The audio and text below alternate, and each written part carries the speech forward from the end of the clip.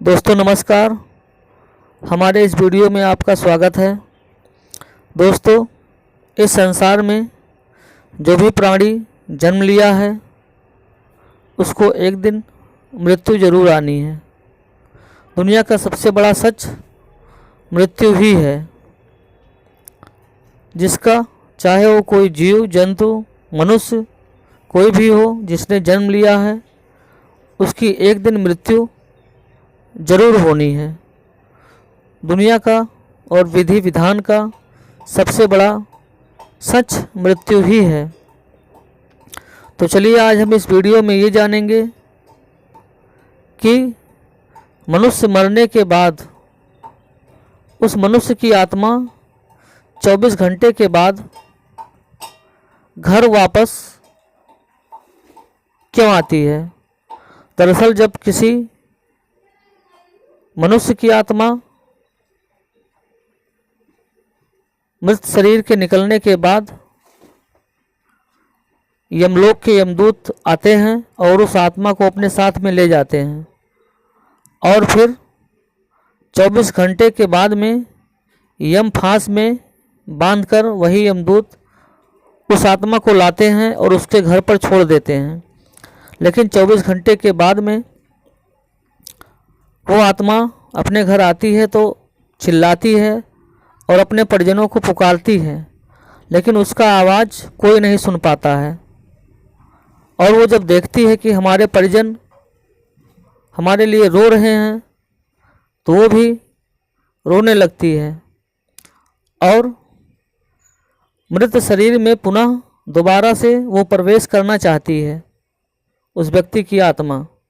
लेकिन यम फांस में बंधे हो जाने के कारण वो आत्मा ऐसा नहीं कर पाती है। उसके बाद दोस्तों 13 दिन तक जो पिंडदान दिया जाता है, 13 दिन तक आत्मा उस व्यक्ति की उसी के घर में भटकती रहती है और 13 दिन तक जो पिंडदान दिया जाता है चावल और तिल के, उससे यमलोक जब 13 दिन के बाद में वो आत्मा जाती है तो उसी 13 दिन तक जो पिंडदान दिए जाते हैं उसी के भरण पोषण से वो यमलोक की यात्रा वो आत्मा तय करती है। ये सब बातें जो आपको हम बता रहे हैं ये सब गरुड़ पुराण के माध्यम से लिया गया है। गरुड़ पुराण में ये सारे बातों का उल्लेख है। तो इस तरह से उस आत्मा को यमलोक जाने में 1 वर्ष का समय लगता है और उस 1 वर्ष में जो भी 13 दिन तक पिंडदान दिया गया है उसी पिंडदान के भोजन से उस आत्मा को भरण पोषण मिलता है और वो इतनी लंबी दूरी तय करने में सक्षम होती है।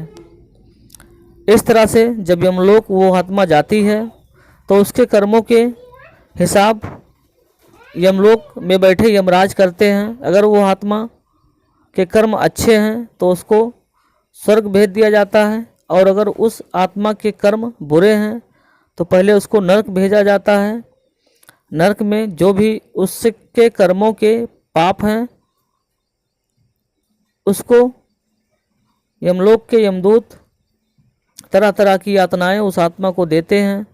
वो आत्मा उन यमदूतों से क्षमा मांगती है, लेकिन यमदूत किसी भी प्रकार की कोई क्षमा नहीं देते हैं। जब नरक में उस आत्मा की सजाएं पूरी हो जाती हैं तब फिर पुनः यमराज उस आत्मा को